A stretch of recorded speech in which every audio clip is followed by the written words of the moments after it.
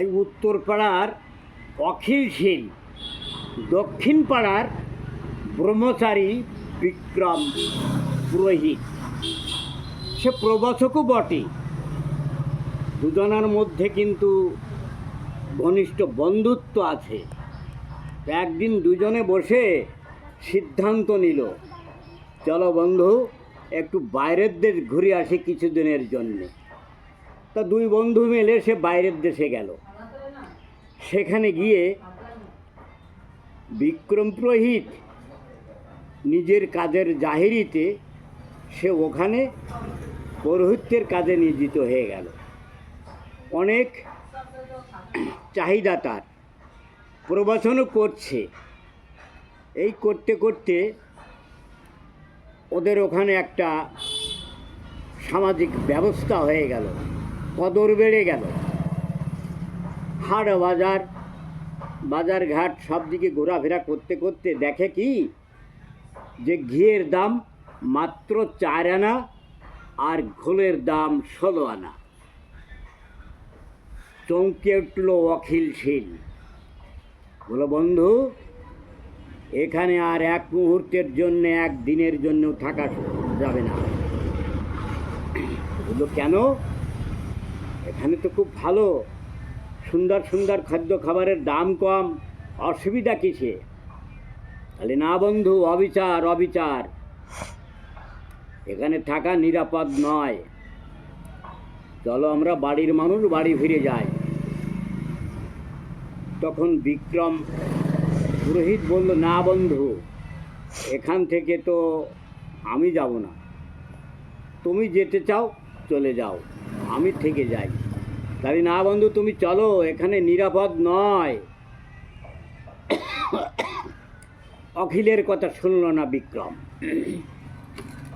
বিক্রম থেকে গেল, অখিল বাড়ি চলে আসে। 5-6 মাস পর একটা ঘোষণা শুনল যে ওই দেশে শিং কাটা চোর ধরা পড়েছে, লুটেরা, আর সেই চোরটাকে ধরেও ফেলেছে। তাকে শুলের ব্যবস্থা করা হয়েছে। ওখানকার রাজা তাকে শুলের ব্যবস্থা করেছে, কারণ ওই চুরিকে ওরা ধরতে পারেনি।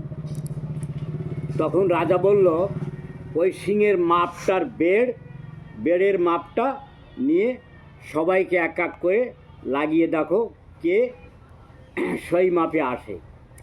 তখন মাপতে মাপতে ওই পুরোহিতের মাপে এসে গেল। ও ঘি খেয়ে খেয়ে মোটা হয়ে গেছে। তখন ওকে শুলের ব্যবস্থা হলো। সেই শুল এখন অখিলশীল কখনো শুল দেখেনি, তাই শুল দেখার জন্যে মনটা আজকাজ করছে। চিন্তা করলো, যাই শুলে করাটা দেখে আসি, আর বন্ধুর সঙ্গেও একটু দেখা করে আসবো। তখন অখিল সেই গ্রামে এসে যেখানে শুল চড়াবে সেইখানে অনেক ভিড়। মাইকে ঘোষণা হলো যে শুলে চড়বে কে?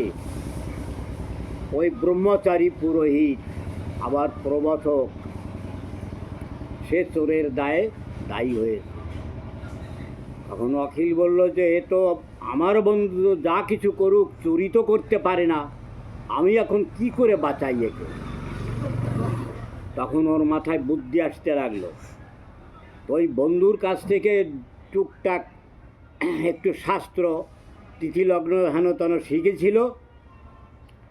তাই ওই ভিড়ের মধ্যে দিয়ে ভিড় ঠেলতে ঠেলতে ওদের রাজার সামনে গিয়ে বলল, রাজামশাই শুনুন, থামুন, দয়া করে ওই শুলটাকে আমাকে চড়ান। তখন রাজামশাই অবাক হয়ে বলল, এত বড় একটা বিপদজনক শুলে তুমি চড়বে, তার কারণটা কি? খালি কারণ আছে রাজামশাই, ওকে শুলের ঘোষণা করে ও তো সাজা ও নিজেই বুঝতে পেরেছে, ওকে ছেড়ে দিলে ও আর কোনো দিন অন্যায় কাজ করবে না। কিন্তু ওই শোলটা আমাকে এই কারণে দিবেন, ওই শোলটা তৈরি হয়েছিল ব্রহ্ম পূর্ণিমা, মহালগ্ন, মহাতিথি, মহেন্দ্র যোগে। ওই শোলে যে চড়বে সেও স্বর্গে যাবে, তার মা বাবাও স্বর্গে যাবে। তখন রাজামশাই চিন্তা করলো, তাহলে তো এ শোল আর কাউকে আমি চড়তে দেব না, এ শোলে আমি নিজেই চড়ব। তখন বলো, দাঁড়াও, কাজ বন্ধ রাখো, ওর শোলে আমি চড়ব, আমি স্বর্গে যাব, আমার মা বাবার স্বর্গে যাব। তখন ঘোষণা করে দিল যে বাজি বাজনদার, ফুল বর্ষণ, সমারোহ তৈরি করো, ওই শোলে আমিই চড়ব। তখন ওই রাজাকে শোলে চড়ানোর জন্যে সবাই ব্যস্ততায়, এদিকে বিক্রম সিংয়ের কথা সবাই ভুলে গেছে। অখিলশীল বিক্রমের হাত ধরে নিয়ে ভিড় ভাট্টার ভিতর দিয়ে ওকে টানতে টানতে বাইরে নিয়ে চলে আসে। বললো, দেখো বন্ধু, আমি বলেছিলাম না এখানে নিরাপদ নয়, আজ তোমার মৃত্যুর হাত থেকে তুমি বেঁচে গেছো, চলো তাড়াতাড়ি বাড়ি ফিরে যাই। তখন বিক্রম বলছে, বন্ধু, তুমি এত বুদ্ধি কোথায় পেলে? আজ আমার মৃত্যুমুখী জীবনটাকে তুমি বাঁচিয়ে নিলে। তোমাকে কি দিয়ে যে ধন্যবাদ দেবো আমি বুঝতে পারছি না। আরে ছাড়ো তো তোমার ধন্যবাদ, আমি আমার বন্ধুকে ফিরে পেয়েছি, এটাই যথেষ্ট। তাহলে চলো বাড়িতেই ফিরে যাই। কিন্তু আমাদের দেশে তো আরও অরাজকতা, আরও অবিচার। তাহলে আমাদের দেশের অরাজকতা আছে ঠিকই, কিন্তু ওখানে তো বিচার করে না, যার যার স্বার্থ নিয়েই চলে। তো ওগুলির বিচার তুমি নিশ্চয়ই করতে পারো। হ্যাঁ, তা তো পারি, কিন্তু করব কি করে? সব কিছু বড় বড় অধিকারীদের হাতে, নেতাগোতাদের হাতে।